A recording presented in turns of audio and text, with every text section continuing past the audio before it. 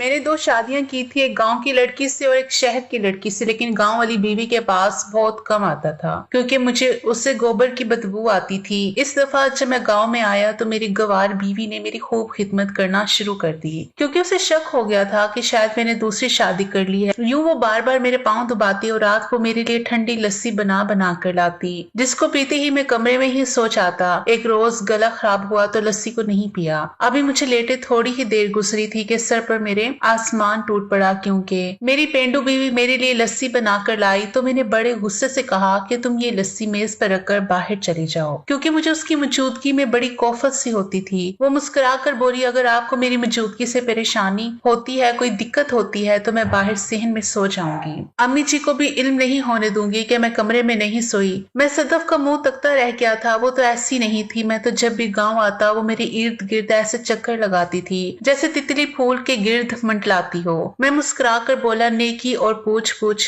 مجھے یقین تھا کہ میری بات سن کر وہ ایک دم ہی رونے لگے گی، مگر اس کے چہرے سے مسکراہٹ غائب ہی نہیں ہوئی۔ وہ اپنا تکیہ اٹھا کر باہر چلی گئی۔ میں تو ابھی تک حیرت میں ہی ڈوبا ہوا تھا کہ آخر اس کو ہوا کیا ہے۔ خیر میں نے کندھے اچکا دیے اور دل میں سوچا کہ چلو اچھا ہے، گوبر کی بدبو سے جان تو چھٹے گی میری، اور ایک سانس میں گٹا گٹ پورا لسی کا جگ پی گیا تھا۔ ہم گاؤں کے رہائشی دنیا کے کسی کونے میں بھی چلے جائیں، اپنی دیسی خوراکوں سے محبت نہیں چھوڑتے۔ میں یوں تو زیادہ وقت شہر میں ہی گزارتا تھا، مگر جب بھی گاؤں آتا تو میری پہلی ترجیح لسی ہی ہوتی تھی۔ میں لسی پی کر لیٹ گیا اور اپنی زندگی کی محبت اپنی دوسری بیوی میمونہ سے فون پر بات کرنے لگا۔ میمونہ کی وہی معصوم اور بچوں جیسی باتیں تھی۔ اشفاق، اپنی سپینڈو بیوی سے خوب پیسے لے کر آنا، ہم یہاں پر ہوٹلنگ کریں گے، خوب شاپنگ کریں گے۔ تو میں ہنستا ہی چلا جاتا کہ ایسے ہی کروں گا۔ بات کرتے کرتے میں نہ جانے کب سو گیا، کچھ علم ہی نہیں ہوا۔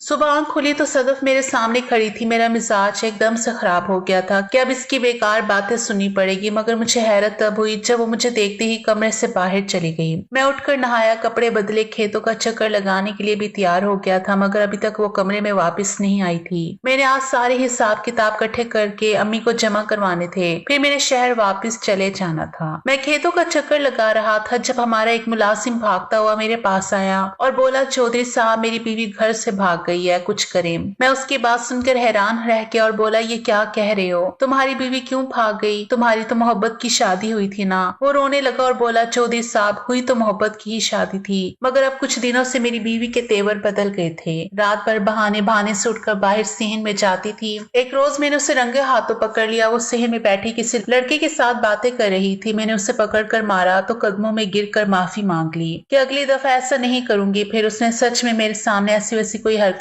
نہیں کی تھی۔ رات میں بڑی گہری نیند سویا، صبح اٹھ کر دیکھا تو بیوی گھر میں ہی موجود نہیں تھی۔ ملازم کی باتیں سن کر نہ جانے میرے سامنے صدف کیوں کھڑی ہو گئی تھی، اس کے بھی تیور بدلے ہوئے تھے آج کل۔ خیر میں نے سر جھٹک دیا اور کہا کہ فکر نہ کرو، شام تک تمہاری بیوی تمہارے پاس پہنچ جائے گی۔ میں نے اپنے 3-4 ملازموں کو آس پاس کے گاؤں میں بھیج دیا تھا۔ شام تک دوسرے گاؤں سے ملازم کی بیوی مل گئی تھی۔ میں نے اس کے شوہر کی موجودگی میں اس سے پوچھا کہ تم نے انتہائی گھٹیا قدم کیوں اٹھایا، تو وہ بولی، چودھری صاحب میرا شوہر مجھے وقت نہیں دیتا، میں جوان ہوں، حسین ہوں، میرا بھی جی چاہتا ہے کہ میرے حسن کو سرایا جائے، مگر اس کو تو اپنے کاموں سے ہی فرصت نہیں ملتی۔ ایسے میں مجھے محبت ملی تو اس کے ساتھ بھاگ گئی۔ اب میں اپنے شوہر سے طلاق لے کر اس سے شادی کرنا چاہتی ہوں۔ میں نے کہا، یہ تم لوگوں کا گھریلو مسئلہ ہے، جو صحیح لگتا ہے وہ کر لو۔ میں ان کو چھوڑ کر گھر چلا آیا۔ میرا ذہن بہت الجھا ہوا تھا۔ میں زمینوں کے کاغذات لے کر اوپر چھت پر چلا گیا۔ میں کاغذات دیکھنے لگا تھا، آج بھی ساری کی ساری جائیداد صدف کے نام پر ہی تھی۔ دراصل صدف میرے ماموں کی بیٹی ہے، ہم دونوں ایک ہی آنگن میں کھیل کود کر جوان ہوئے تھے۔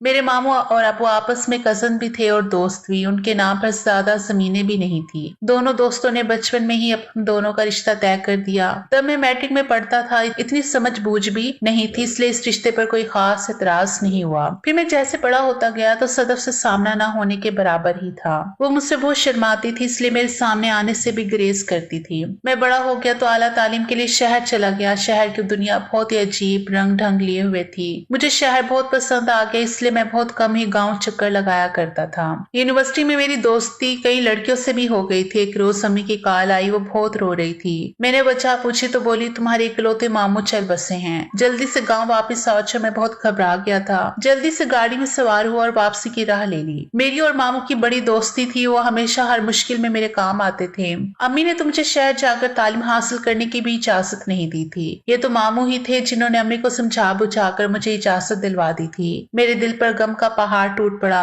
जब गाँव पहुंचा तो मुझ पर असल क़यामत तब टूटी थी जब मुझे बताया गया कि सिर्फ मामू का ही नहीं इंतकाल हुआ, बल्कि मामू, मुमानी और अब्बू एक ही गाड़ी में जा रहे थे। उनका एक्सीडेंट हो गया और कोई एक भी बच नहीं पाया। मैं तो सदमे से ही पागल हो गया था। मेरी अम्मी की हालत बहुत अजीब थी। हम पर वो बहुत मुश्किल वक्त था। 2 महीने मैंने गांव में ही गुजारे थे। सदव भी हमारे घर आई हुई थी क्योंकि उसका अपना घर तो उजड़ चुका था। तब मैंने सदव को बहुत गौर से देखा था। वो बहुत ही सीधी सादी थी, बल्कि बेवकूफों की हद तक सीधी थी। चाल चलन भी उसका पेंडू ही था, गोया कि मैं भी गाँव का रहने वाला था, मगर मैं सदव की तरह बिल्कुल भी नहीं था। मुझे सदव से गोबर की भी बदबू आती थी। और बात है कि उसने आज तक गोबर को हाथ तक नहीं लगाया था। वो तो बहुत लाडली थी अपने वालिदैन की। जब अम्मी और सदव का गम कुछ कम हुआ तो मैंने वापस शहर जाने की राह ली, क्योंकि मेरे इम्तिहानात भी होने वाले थे। शहर जाने से पहले मैं अम्मी से कह गया था कि आप सदव के लिए कोई मुनासिब रिश्ता देकर उसकी शादी कर दें, क्योंकि वो मेरे जोड़ की नहीं है। तो अम्मी चुप कर गई, मगर जब मैं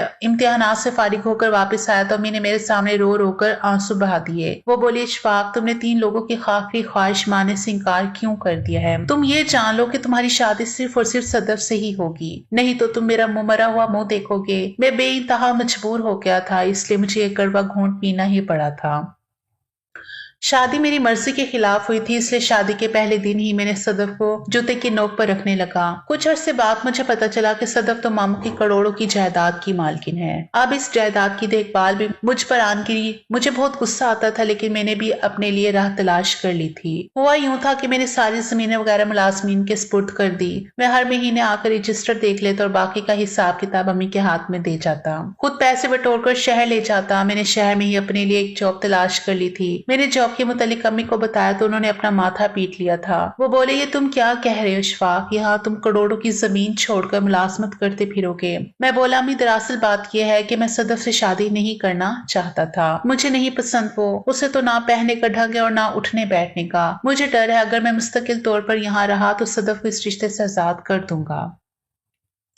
अम्मी की आंखों में आंसू आ गए थे, मगर वो खामोश रही। उन्होंने मुझसे मजीद कोई बात नहीं की थी, कोई सवाल नहीं किया था। उन्होंने अपने इकलौते बेटे की कुर्बानी देकर भाई की बेटी की खुशियां बचा ली थी। शहर में खूब अच्छी जिंदगी बसर कर रहा था। सदफ की जमीनों से काफी आमदन हो जाती थी। वो मैं शहर में उड़ा देता। मैं जहाँ ऑफिस में मुलाजमत करता था वहां पर एक नई लड़की जॉब के लिए आई थी। उसका नाम महमूना था। उसकी जानदार शख्सियत देखकर मैं उसके इश्क में मुब्तला हो चुका था। मुझे वो जैसी बाइतमाद और सरफेरी लड़कियां पसंद थी। कुछ ही दिनों में हमारी बहुत गहरी दोस्ती हो गई। मैमूना काफी बेबाक थी। वो सदफ जैसी डरपोक नहीं थी। मैं मैमूना के इश्क में गिरफ्तार हो गया। उससे शादी के मुतालिक पूछा तो उसने फौरन से हाँ कह दी। मैमूना से शादी करके मेरी जिंदगी में बहुत सुकून आ गया। मेरी शादी का घर में किसी को भी नहीं पता था। मैं अपनी सोचों में मगन था कि मैमूना की यादत आने लगी। मैंने जल्दी से मोबाइल निकाल और उसे कॉल करने लगा। बेल तो जा रही थी, मगर उसने फोन नहीं उठाया। मुझे उसकी फिक्र होने लगी। शाम होने लगी। मैं जल्दी से नीचे आया और सब हिसाब किताब अम्मी को देकर शहर जाने की इजाजत मांगने लगा। अम्मी परेशान हो गई। वो बोली, बेटा सुबह चले जाना तुम, अभी अंधेरा फैल गया है। मुझे तुम्हारी फिक्र सता रही है। सदफ बोली, अम्मी जाने देना, इनके 100 काम शहर में फंसे होंगे, फिर देर सवेर तो होती ही रहती है। मैं सदफ को देखता ही रह गया। उस वक्त तो मुझे मैमूना की फिक्र थी, इसलिए मैं शहर चलाया। लेकिन मैंने सोच लिया था कि सदफ के पुर्जे काट कर ही रहूंगा। मैं रात देर से घर पहुंचा। दरवाजे पर खड़ा बैल पर बैल बजाता रहा, मगर किसी ने दरवाजा नहीं खोला। यूं ही मुझे खड़े खड़े 10 से 15 मिनट हो गए। तभी कहीं जाकर मैमूना ने दरवाजा खोला था। वो बिल्कुल फ्रेश दिखाई दे रही थी। खूबसूरत लाल लिबास पहने हुए, चेहरे पर मेकअप किए हुए, बहुत ही खूबसूरत अंदाज में मेरे रूबरू खड़ी थी। मैं बोला, मैमूना तुम्हारी हालत देखकर तो ये नहीं लगता कि तुम सो रही थी, पर मुझे इतनी देर इंतजार क्यों करवाया? तो वो बड़ी उदास से बोली, मैं सो ही रही थी, मगर जब उठकर दूरबीन से देखा तो आप दरवाजे में खड़े थे और जल्दी से मैंने शॉवर लिया और यूं सज सवर कर आपके सामने आ गई।